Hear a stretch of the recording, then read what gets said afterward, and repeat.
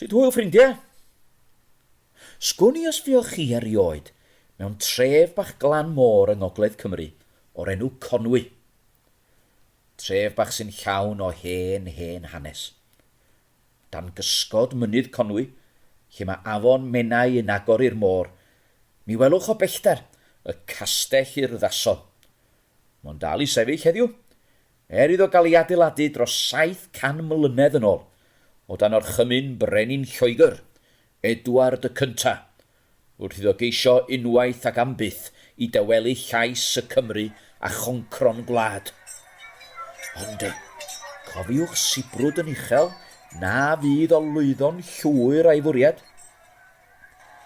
Hyd yn oed heddiw lawr wrth y cei yng Nghonwy, mi welwch gychod pysgota. Mae pysgotwyr wedi bod yn brysur wrth ei gwaith yma am dros 1000 o flynyddoedd.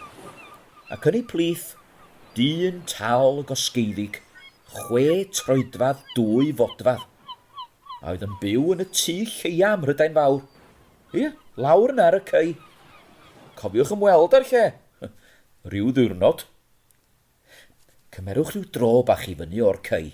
Ie, i fyny'r lôn bach gul na i ganol y dre. Ac yno mi welwch blasty bychan, gyda'r godi docan y wlad i gyd. Plas mawr yw enw, i fod o'n blasty bychan, ac am blasty rhyfeddol ydi o'n wir. Dewch gyda fi, mi gymrwn ni rhyw gipach tu mewn, a cadwch lygyd ar agor am yr ysbryd. Ia, y sôn ydi bod ysbryd gwraig yn dal i gerdded y coridorau, a hitha wedi byw yma gannoedd o flynyddoedd yn ôl. Waw! Edrychwch ar y dodrefn hardd yn y neuadd groeso, a'r nenfwd wedi beintio mewn lliwia llachar. Dewch ni gael sleifio heibio'r pantri, y bragdy a'r gegin, a gwyliwch eich penna, ac i chi taro yn erbyn cyrff y ceirw, y ffesantod a'r cwningod sy'n hongian o'r trawstia. Dewch i ni gael dringo y grisia troellog i fyny'r llofftydd, lle roedd y perchenog cyntaf, Robert Wyn a'i wraig yn cysgu, nôl tua'r flwyddyn 1590. Hei, drychwch ar y bwr hardd yna, ger y ffenast. Mae'r haul yn disgleirio drwy'r ffenestr fechan, ar y bwrdd, ac ar hen lyfr sydd yn gorwedd arno. Dewch ni gael cymryd golwg agosach.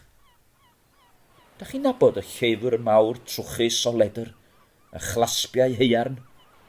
Ia, Beibl ydi o. Wedi ei ysgrifennu yn Gymraeg. A drychwch ar y dyddiad ar y dudalen flaen. Waw! 1620.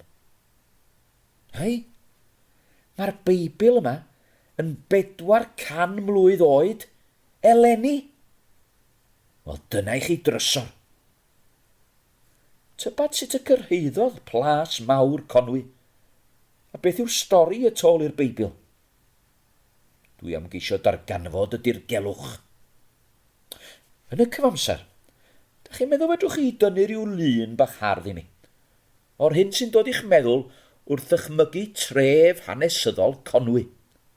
Y castell efallai, neu'r hen longau hwylio, yn hwylio'n urddasol i mewn i'r cei. Nidiwch anghofio'r pysgotwr tal 6 troedfadd, 2 fodfadd, yn sefyll tu allan i'w dŷ bach, gyda'i rwyd yn llawn o bysgod. Neu efallai fydd rhai o'na chi yn tynnu llun y plasty urddasol, plas mawr, a'i berchenog, Robert Wyn. Hei, da chi'n meddwl fedrwch chi ymuno gyda mi eto cyn bo hir?